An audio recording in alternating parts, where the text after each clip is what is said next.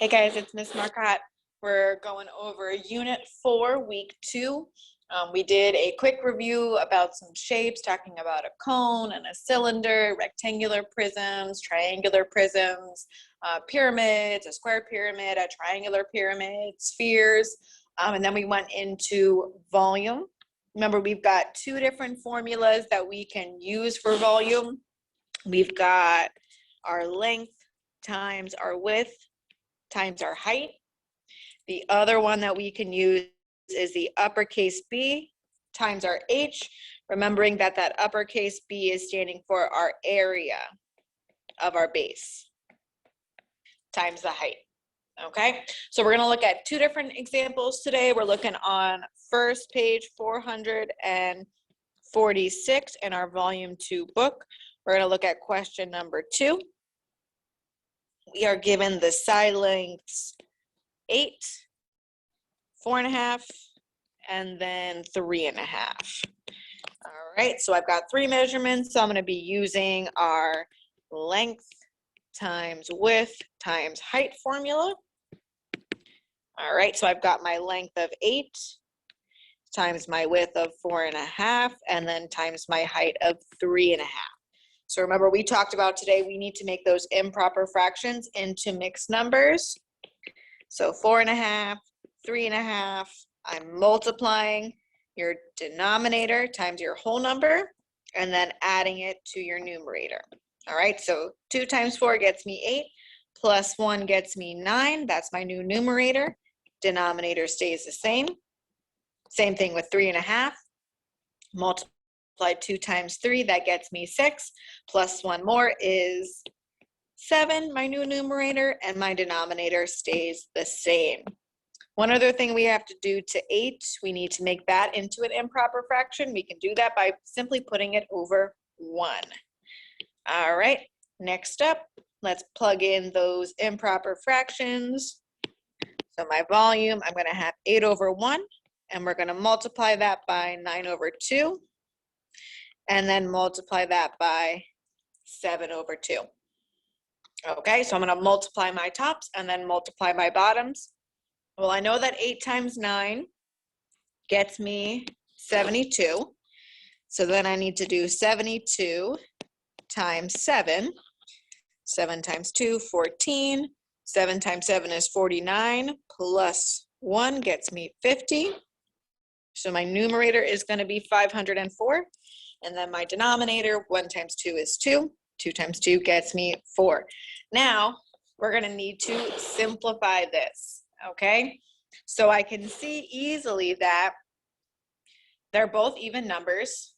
So I could simplify them by 2.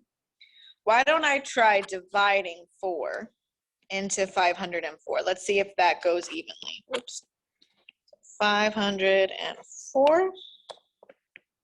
And if it doesn't, then I can just divide it by 2. Okay, so let's see. 4 can go into 5 one whole time. Hopefully I have enough room here. 1 times 4 gets me 4. Subtract 5 minus 4, I'm left with 1. Bring down my 0. 4 goes into 10 2 whole times. 2 times 4 gets me 8. 10 minus 8 is 2. Bring down that 4. 4 can go into 24 6 whole times, and I would be left with no remainder, and I did run out of room. But I did get my answer of 126. 504 over 4 can simplify to 126. All right, let's look at the next one. Number 3. So again, I've got my rectangular prism. Okay, and we're given the dimensions 14.3, 3.8, and 4.1. So again, I've got 3 measurements here, so I'm going to be using length times width times height.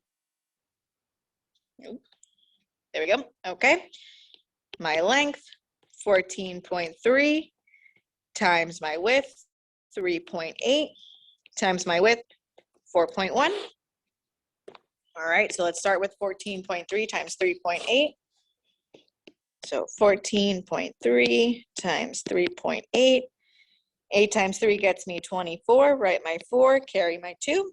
8 times 4, 32, plus 2 more gets me 34. 8 times 1 is 8, plus 3 more is 11. Oop, change colors there. Put a 0 to hold that place value. Now move on to the 3. 3 times 3 is 9. 3 times 4 gets me 12. Write 2, carry 1. 3 times 1 is 3, plus 1 gets me 4. Now I can add this on up. 4, 13, 4, and 5. Now I'm looking to see how many numbers do I want behind my decimal. I want 1, 2 numbers. So my decimal is going to go here in between the 4 and the 3. All right, so back over here, we've got 54.34. And now I need to multiply this by 4.1. All right. So I've got 54.34 times 4.1. Remember, when multiplying, we don't have to line up our decimals. This first one is simple. 1 times 4, 1 times 3, 1 times 4, 1 times 5. Put a 0, hold the place value. 4 times 4 gets me 16. 4 times 3 is 12, plus 1, 13. 4 times 4 is 16, plus 1 is 17. And then 4 times 5, 20, plus 1 gets me 21. All right, let's add that all up. We've got 4, 9, 7, 12, 2, and 2. And I want 1, 2, 3 numbers behind my decimal place now. So we should have 222 and 794 thousandths. All right, so that would be my volume down here. All right, the last one I'm going to do, I actually pulled from Khan Academy. I know we've been struggling with this exercise, finding the volume with cubes with fraction lengths. All right, so I'm still using that formula, length times width times height. This time I want to put them in terms of 1/4. Okay, so 2 1/4. I'm thinking, how many 1/4 make up 2 1/4? Well, let me make that into an improper fraction. 4 times 2 is 8, plus 1 gets me 9. So 2 1/4 is the same as 9/4. So I'm take that numerator 9, use that for my length. Okay. And then the next, the width, that's pretty simple. 3/4 is going to be made of 3 1/4. All right, and then for my height, I've got 1 1/4, so I need to make that into an improper fraction first. 4 times 1 gets me 4, plus 1 is 5/4. So I'm going to take that 5. All right, so let's go ahead and multiply that out now. I know that 9 times 3 is 27. So 27 times 5, 5 times 7, 35. 5 times 2, 10, 13, 135.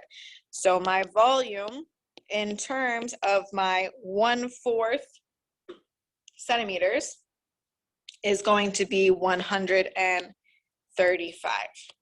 All right, so hopefully this helps. Remember, we've got our quiz tomorrow covering volume. All right, see you guys tomorrow.